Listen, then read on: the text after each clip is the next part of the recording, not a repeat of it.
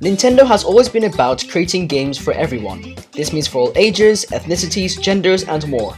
Not only do they strive to make their games inclusive, but their workforce also encompasses a diversity of people. Arguably, this approach to game development is what has caused them to become one of the gods in the video game industry today. There are many factors that play into the importance of a variety of representation in games. The most obvious of these is consumer joy and contentment. It's simply a better business model to make the most amount of customers happy and want to keep playing the game, and having characters and cultures in-game that the player can relate to is very important to their engagement. Of course, exceptions are made with games that take place in a certain setting, but for the most part, character diversity should be present. However, it is crucial that developers acknowledge how certain characters or cultures are being portrayed, as a lot of stereotypes, negative and positive, are often drawn from video games. While not all players will take these stereotypes seriously, they can still leave a lasting impression in the player's mind.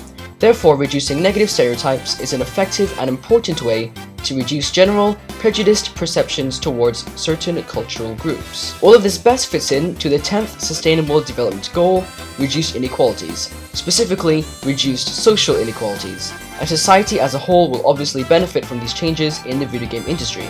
So what can be done specifically to bring these changes and acknowledgements into effect? Game developers should be conscious of the ideas and values that they put into their games and understand why it's so important that they do so. Most game devs value fan feedback and support. Therefore, speak up about issues or requests you may have for games that you've played. Remember, making the most amount of customers happy is one of the main focuses of a game developer. One final thing worth talking about is the evolution of character customization in video games, as not only does it allow fans to play as their desired in-game persona, but it easily fits into stories and games of different contexts. Most gaming avatars are blank slates, so why not give the player the option to customize themselves as they please? One really good example of a character customization are Nintendo Miis, which are now recognized all over the gaming world and have been used in many marketing points and even games of their own. As the Mii slogan goes, there's room for everyone in our game worlds, and you can make them your own. With everything I've talked about so far, video games and the video game industry can change to be more inclusive and overall just create more enjoyable and memorable experiences from games that last forever. Thanks for watching!